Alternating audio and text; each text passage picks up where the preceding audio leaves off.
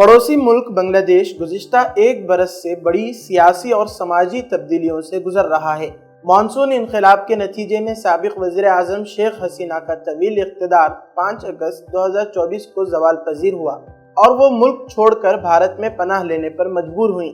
محمد یونس کی قیادت میں قائم عبوری حکومت نے فروری 2025 میں عام انتخابات کے انعقاد کا اعلان کیا ہے، تاہم طریقہ کار اور ایوان بالا کے انتخاب کے ضوابط پر سیاسی جماعتوں میں شدید اختلاف پایا جاتا ہے۔ خالدہ ضیاء کی قیادت والی BNP نشستوں کی بنیاد پر انتخاب کی حامی ہے، جبکہ جماعت اسلامی اور نو تشکیل شدہ national citizen party NCC vote فیصد کی بنیاد پر انتخاب کا مطالبہ کر رہی ہیں۔ ٹرانسپیرنسی انٹرنیشنل بنگلہ دیش TIB کی رپورٹ کے مطابق اندرونی حالات میں کوئی بڑی بہتری نہیں آئی۔ رپورٹ میں بتایا گیا ہے کہ اگست 2024 سے جون 2025 کے درمیان سیاسی تشدد میں 121 افراد ہلاک اور 5179 زخمی ہوئے۔ صرف جولائی 2025 میں 15 ہلاکتیں ہوئیں۔ رپورٹ میں بدعنوانی، بھتہ خوری اور ماورائے عدالت قتل کے جاری رہنے کا ذکر کیا گیا ہے۔ عوامی لیگ کے منظرنامے سے غائب ہونے کے بعد BNP اور جماعت اسلامی جو ایک زمانے میں حلیف تھے، آج سخت حریف ہیں۔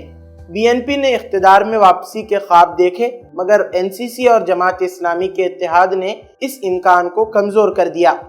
مقامی مبصرین کے مطابق عوامی لیگ کے بعد سب سے مضبوط سیاسی قوت جماعت اسلامی کے طور پر سامنے آئی ہے۔ سخت ریاستی جبر اور قائدین کو سزائے موت یا طویل قید کے باوجود جماعت اسلامی نے اپنی گرفت برقرار رکھی۔ اس کی طلبہ تنظیم اسلامی چھاتر شبر سرگرم ہے، جبکہ BNP کی طلبہ تنظیم جتیو تبادی چھاترا دل زوال کا شکار ہے۔ سیاسی تبدیلیوں نے بھارت بنگلہ دیش تعلقات پر بھی گہرے اثرات ڈال دیے ہیں۔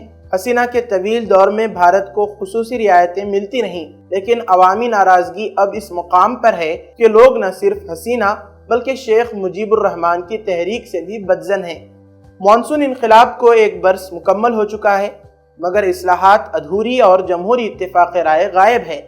امن و امان کی بگڑتی صورتحال اور بڑھتی لاقانونیت نے عوام کے شکوک بڑھا دیے ہیں کہ آیا آئندہ انتخابات واقعی آزادانہ اور شفاف ہوں گے یا نہیں۔ بھارت کے لیے یہ صورتحال نہایت نازک ہے۔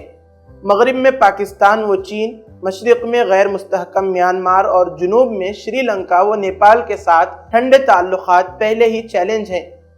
ایسے میں بنگلہ دیش میں نئی سیاسی قوتوں کا ابھار بھارت کی خارجہ پالیسی کے لیے بڑا سوالیہ نشان ہے۔